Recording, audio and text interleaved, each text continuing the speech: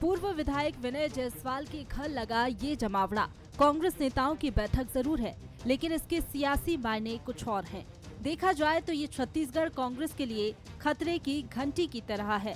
दर्जन भर नेताओं की इस बैठक में पार्टी से नाराज पूर्व विधायक इकट्ठा हुए, जो टिकट कटने के फैसले से खफा है और करारी हार की समीक्षा के लिए दिल्ली आलाकमान को रिपोर्ट सौंपना चाहते हैं। दरअसल कांग्रेस ने 2023 चुनाव में 20 सिटिंग एमएलए के टिकट काटे, जिसमें विनय जायसवाल, बृहस्पति सिंह और शिशुपाल शोरी जैसे नेताओं का नाम शुमार था। नाराज नेताओं का कहना है कि इनमें से 15 पूर्व विधायक जीतने की पोजीशन में थे और ये विधायक जीतते तो कांग्रेस बहुमत के जादुई नंबर को पार कर लेती। इधर विस्फोटक बयान देने वाले बृहस्पति सिंह का फिर हमलावर बयान सामने आया, जिसमें वो प्रभारी कुमारी शैलजा और टीएस सिंहदेव की दिल्ली से शिकायत कर कार्रवाई की बात कर रही हैं। कैसे पार्टी मजबूत हो, कैसे पार्टी की हार हुई, कैसे लोकसभा में और अच्छा प्रदर्शन करें, अपनी गलतियों से सुधार करें, अगर हमसे कोई गलती हुई तो उसको सुधारें और अगर किसी ने गलती की है तो उस चीज को देखें। क्या होता है कि बड़े नेता अपने बचने के लिए छोटों के ऊपर जबरन थोपते हैं।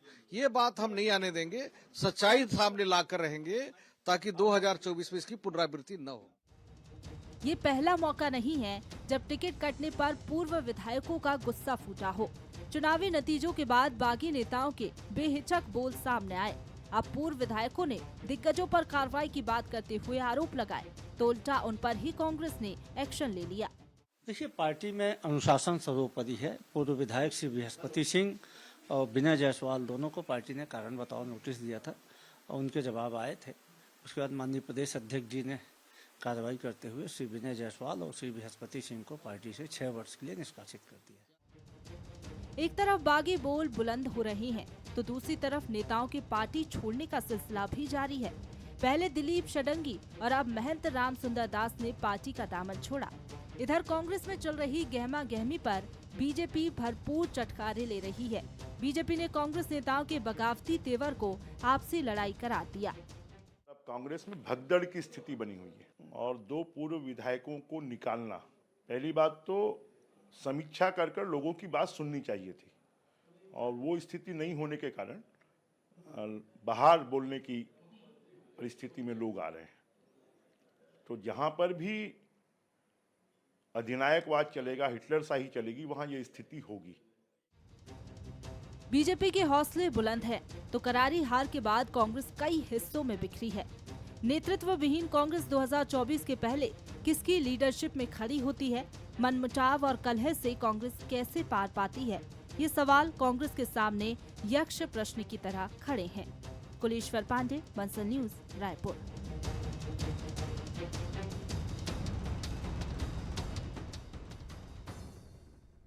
तो चुनाव से पहले अक्सर असंतोष के स्वर उभरते हुए दिखाई देते हैं दोनों ही पार्टियों में। देखिए, बीजेपी हो या कांग्रेस, दोनों में ये असंतोष दिखाई दिया इस बात को लेकर कि टिकट वितरण में कहीं ना कहीं कुछ गलत हुआ है। बीजेपी में भी हुआ, कांग्रेस में भी हुआ। लेकिन देखिए, चुनाव के बाद जीतने वाली पार्टी के साथ कुछ अलग चीजें होती हैं। वहां मनमुटाव होता है, लेकिन मंत्री पद पाने के लिए होता है या फिर कोई दूसरी वजह से होता है। लेकिन हारने वाली पार्टी जो है वो अक्सर चुनाव से पहले जो असंतोष है उसी को लेकर चर्चाओं में रहती है। फिलहाल नमस्कार, मैं हूं ललित। हमारा आज का मुद्दा है कांग्रेस में कलह। छत्तीसगढ़ में चुनाव से पहले बीजेपी और कांग्रेस के बीच सियासत चल रही थी और बयानबाजी से मुद्दे भी गरमा रहे थे। अब चुनाव के बाद बीजेपी की सरकार बन चुकी है, तो यह सब कांग्रेस के भीतर ही नजर आ रहा है। करारी हार के बाद बागी नेता बेहिचक आरोप लगा रहे हैं। कांग्रेस ने एक्शन लेते हुए नेताओं को निष्कासित कर दिया, तो देर शाम पूर्व विधायकों ने दिल्ली जाने का प्लान भी बना लिया। इस पूरे सियासी एपिसोड पर आज की इस डिबेट में हम चर्चा करने वाले, और हमारे साथ चर्चा में जो मेहमान हैं, चलिए उनसे आपका परिचय करवा दें। के.एस. चौहान साहब हमारे साथ जुड़े हैं, प्रवक्ता हैं छत्तीसगढ़ बीजेपी के। बहुत बहुत स्वागत करते हैं चौहान साहब आपका। शशि भगत जी हमारे साथ कांग्रेस के प्रवक्ता हैं छत्तीसगढ़ के। शशि जी, आपका भी बहुत बहुत स्वागत। राम अवतार तिवारी जी वरिष्ठ पत्रकार हैं हमारे साथ। तिवारी जी, आपका भी बहुत बहुत स्वागत करते हैं बंसल न्यूज़ पर। शुरुआत आप ही से करना चाहूँगा सर। तिवारी जी, देखिए, असंतोष, मनमुटाव, बिखराव, ये तमाम चीज़ें जो हैं पार्टियों का मुख्य मुद्दा होता है, चाहे चुनाव से पहले हो, चुनाव से बाद में हो। पार्टी उसी के आधार पर खड़ी होती है। लेकिन कांग्रेस हार चुकी है, हारने के बाद पार्टी को खड़ा करना है, लेकिन उससे पहले ही ये बिखराव की स्थिति दिखाई दे रही है। क्या कुछ सर? देखिए, चुनाव में हार जीत चलते रहता है। हार और जीत की समीक्षा होनी चाहिए। समीक्षा ये होनी चाहिए कि हारे क्यों, रणनीति का अभाव था या विपक्ष मजबूत था या अधिक आत्मविश्वास था या प्रत्याशी चयन में गड़बड़ी हो गई थी। इन सारे बिंदुओं में, अनेक बिंदुओं में समीक्षा होनी चाहिए, ताकि समीक्षा से पार्टी भी मजबूत होगी और जो गलत हुए हैं निर्णय उस पर सुधार होगा और आगामी लोकसभा चुनाव को देखते हुए पार्टी को मजबूत किस तरह किया जा सकता है, इसके लिए फैसले हो सकते हैं। तो इस तरफ ना जाके आप सार्वजनिक बयानबाजियों में उलझ गए हैं। कोई भी पार्टी में इस तरह की सार्वजनिक बयानबाजी से पार्टी कमजोर होती है। पार्टी के आंतरिक विवाद जो है वो उभर कर सामने आ रही है। उस विवाद से जो है वो एक गलत संदेश जा रहा है। दूसरी तरफ अनुशासनहीनता, कहीं न कहीं ये देखने को मिल रहा है कि अनुशासनहीनता इतनी हो रही है कि कोई पैसे का लेने का आरोप लगा रहा है, कोई माने अपने ही नेताओं को, जिनको कल तक अपना आदर्श मानते थे, जिनके नेतृत्व को अच्छा मानते थे, एक हार के बाद उसी नेता के कपड़े फाड़ने लग जाएं, तो ये गलत संदेश है। चुनाव में आपकी हो सकती कमजोरी रही हो, आपको हार मिली है, जनता ने स्वीकार नहीं कर दिया, इस स्वीकार को बर्दाश्त करिए और बर्दाश्त के अनुशासन उसके हैं, उसके तरीके हैं और उसके तैयारियां हैं। जैसा भाजपा को देखिए, भाजपा की आप लाख बुराई करिए, भाजपा अपनी एक जीत के बाद दूसरी जीत के लिए उतनी मेहनत करती दिखती है। आप जो है एक हार हो गया, इस हार के बाद एक जीत के लिए रणनीति बनाइए, तो आपस में कोहराम बच गया, आपस में वर्चस्व की लड़ाई चलने लगी है। कौन छत्रप ज्यादा मजबूत है, कौन कमजोर है, इस पर निगाह हो गई। अलग अलग जगहों से अलग अलग रणनीतियां बनने लगी है एक दूसरे को कमजोर करने के लिए। इसी कारणों से आज जो कांग्रेस कमजोर हुई है, उसका एक बड़ा कारण ये भी है कि इन छत्रपों को अनुशासनहीनता नहीं है, वर्चस्व का है। इन मुद्दों पे ज्यादा ध्यान दे रहे हैं, इस पे मुद्दे नहीं ध्यान दे रहे हैं कि कैसे इस पर और मजबूत हो सकते हैं। ये कांग्रेस की एक मुद्दों की कमी है, अनुशासनहीनता की कमी है, एक आपसी जो भाईचारा होनी चाहिए, आपसी समन्वय होनी चाहिए, उसकी कमी है। एक आप देखिए, भाजपा में इस तरह के आरोपों के बाद कई चुनाव भाजपा भी कई राज्यों में हारी है, मगर किसी का बयान आया। कहीं ना कहीं देखिए अनुशासन कमी है, बहुत सारी चीजों की कमी है, लेकिन कांग्रेस को तो आगे बढ़ना है ना, यहां से उभरना है ना जहां पर है। चलिए, हमारे साथ शशि भगत जी बने। शशि जी, क्या चल रहा है कांग्रेस में? कोई इस्तीफा दे रहा है, पार्टी छोड़ के जा रहे हैं, कोई सार्वजनिक बयानबाजी कर रहे हैं, आपस में ही मनमुटाव दिखाई दे रहा है और वो सार्वजनिक रूप से दिखाई दे रहा है। जो प्रभारी है उनको तक नहीं छोड़ा जा रहा है। जोहार छत्तीसगढ़। जय जोहार। सबसे बड़ी बात तो यह है कि किसी भी राजनीतिक पार्टी के अंदर एक नियम कायदा होता है, उसके अनुशासन के दायरे में रहना होता है। और यदि कोई भी व्यक्ति नियम कायदा तोड़ता है, सार्वजनिक रूप से किसी की फजीहत करता है, किसी पार्टी की फजीहत करता है, तो वो बिल्कुल अनुशासनहीनता के दायरे में आता है। और उनको बाकायदे हमारे सम्मानीय आला कमान के द्वारा एक्सप्रेशन कॉल किया गया था, नोटिस तामील हुई और संबंधित लोगों ने जवाब भी दिया। जवाब से संतुष्ट नहीं होने के उपरांत उनको 6 साल के लिए पार्टी से निष्कासित कर दिया गया। एक अन्य नेताजी हैं, उनको भी नोटिस सर्व कर दिया गया है। उनके भी जवाब की प्रतीक्षा के बाद यदि संतुष्ट नहीं होते तो उसको भी निकाल दिया जाएगा। ऐसा पार्टी के अंदर प्रावधान है। तो मैं तो ये कह रहा हूं कि किसी भी पार्टी के अंदर अगर इस तरह की बात आती है, कोई तोहमत लगाता है, तो वो इस तरह की बातें लेकिन देखिए सर, हार जीत तो होता रहता है, एक स्वाभाविक उन्होंने ये जो बात मंच पर कही है, इसका मतलब उनके मन में कुछ असंतोष था। उन्होंने पहले ये सब कही, ये बातें सब पहले भी कही होगी, उनकी बात सुनी नहीं होगी। देखिए, सार्वजनिक चीजें तो ये है कि कोई भी यदि बाहर बोलता है पार्टी के अंदर, पार्टी के बाहर, तो वो तो अनुशासनहीनता के दायरे में आता है। पार्टी फोरम के अंदर कभी कोई इस तरह की बात आती है तो उस पर जरूर कुछ ना कुछ संज्ञान लिया जाता, लेकिन इस तरह की कोई बात नहीं आई। और हार के उपरांत स्वाभाविक रूप से या फिर टिकट कटने के उपरांत इस तरह की बात जो आ गई वो सरासर गलत है। और उस गलती का खामियाजा तो चाहे कोई भी पार्टी के अंदर का छोटा कार्यकर्ता हो तो बड़े से बड़े कार्यकर्ता हो, पार्टी से बड़ा नहीं होता। पार्टी सर्वोच्च संस्था है, उस सर्वोच्च संस्था होने के साथ साथ एक माता समान है। उनके नियम और कायदे का पालन करना एक परिवार के मुखिया और परिवार के छोटे से छोटे मेंबर, उसका सबका समानांतर रूप से दायित्व है। ये यहाँ नहीं हो पा रहा था, इसी वजह से उनको निष्कासित किया गया है। चलिए ठीक और है, जो मैं आपसे 15 लोगों की बात है, 15 लोगों की जो बात है जिनने मीटिंग करी थी, उसके बीच में यही चर्चा चल रही थी। श्री विनय जी का वक्तव्य आपने सुना होगा कि पार्टी के अंदर क्या विसंगति है, उसी चीज को बात को रख के, और हम चाहते थे कि आला कमान से श्री खड़गे जी से मिलना चाहते थे, यही बात चल रही थी। और जब तक ये कार्रवाई ठीक है, मैं चर्चा करता रहूंगा, मैं इसी पर और चर्चा करूंगा कि किस तरह से आप अनुशासन लाएंगे पार्टी के अंदर, और जिन लोगों की बात आपने नहीं सुनी है वो आपके लिए कितना नुकसान पहुंचा सकते हैं। चौहान साहब हमारे साथ जुड़े हुए हैं बीजेपी से। देखिए चौहान साहब, ये तो हारी हुई पार्टी थी, उनके अंदर तो दंगल होना स्वाभाविक है, क्योंकि जिनको टिकट नहीं मिला है वो नाराज होंगे। आप मंत्री पद बंटने वाले हैं, आप भी, आपके अंदर भी वो सब चीजें आने वाली है, मंत्री पद बटेंगे, जिनको नहीं मिलेंगे नाराज तो होंगे। देखिए ललित जी, भारतीय जनता पार्टी इसी का नाम है जो अनुशासन से चलती है। और भारतीय जनता पार्टी वो पार्टी है जो साथ में लेके चलती है, क्योंकि जो साथ में चलता है वो दूर तक जाता है, और जो अकेला चलता है भले वो फास्ट चले लेकिन वो दूर तक नहीं जा सकता, जैसे कि हमने पिछले 5 साल में देखा, और उसके पहले 2003 से 2000 से लेकर 2003 तक भी देखा। क्योंकि अधिनायकवाद नहीं चलता, टीम के साथ चलना पड़ता है, जिसका खामियाजा उसकी समाज को, उसके प्रदेश को, उसके देश को चुकाना पड़ता है। यही अधिनायकवाद देख के ही 1984 से आज तक केंद्र में पूर्ण बहुमत में सरकार नहीं आ पाई कांग्रेस की, क्योंकि कांग्रेस की यह रीति नीति रही है कि वो अपना अपना कमरा सजाने में लगे हुए हैं। प्रियंका गांधी जी अलग लगी, भूपेश जी अलग लगे हुए हैं, दूसरे अलग लगे हुए हैं, लेकिन वो एक घर की जो व्यवस्था है वो चरमराई हुई है, उसको नहीं देख रहे हैं। आज ऐसा कौन सा, आप तो ये तो हारने के बाद ये बोल रहे हैं ना, इसकी स्थिति तो बहुत बुरी हो गई है।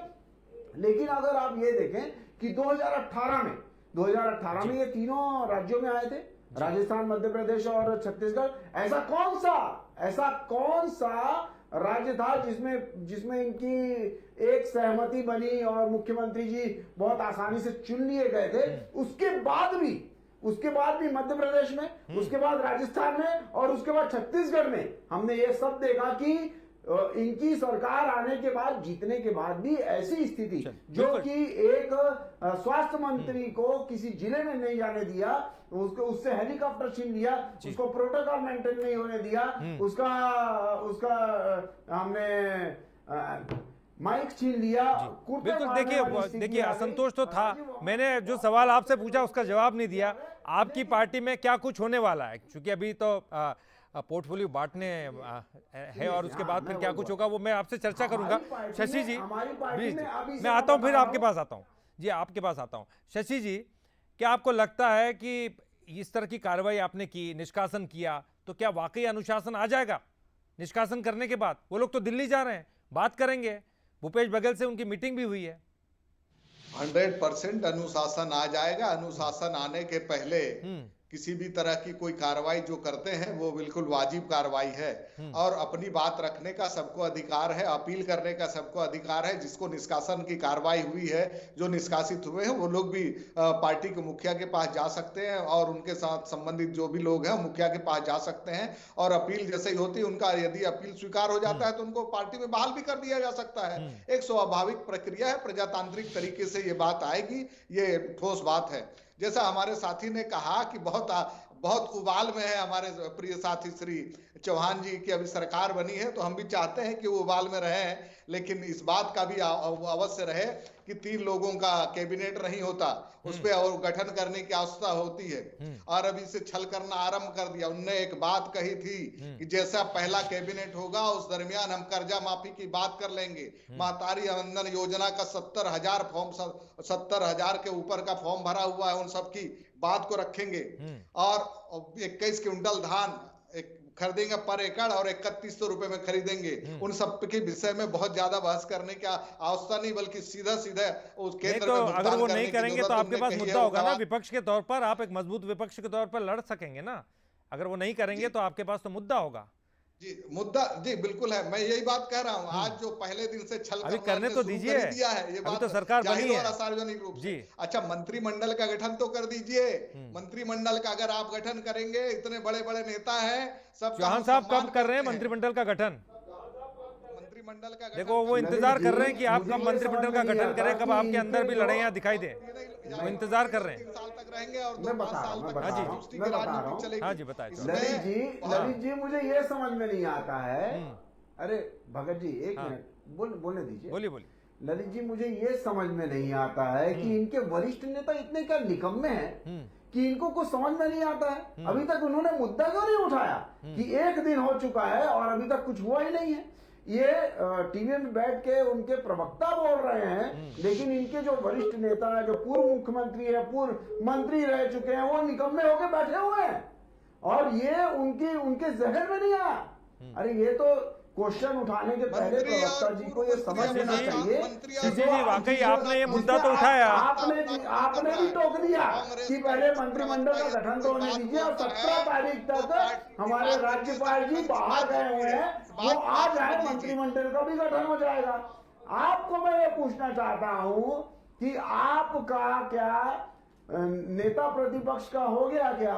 नेता प्रतिपक्ष का कहाँ पहुंचा भाई? आपका कहाँ हो आपके नेता प्रतिपक्ष? सभा के पहले अभी तो उनके अंदर के मुद्दे सुलझेंगे ना, फिर नेता प्रतिपक्ष की बारी आएगी। दूसरी बात जी शशि जी, शशि जी पहले दिन ये फैसला होने का था कि कर्जा माफी का हो गया, 2 लाख रुपए कर्ज का, वो भी माफी का। चलिए वो तो आने वाला समय बताएगा ना। अभी तो सरकार बनी है। हमने आपके फॉर्म भरे हुए, वो भी करिए। पूरा कर लिया, 18 लाख आवास का वादा पूरा कर लिया।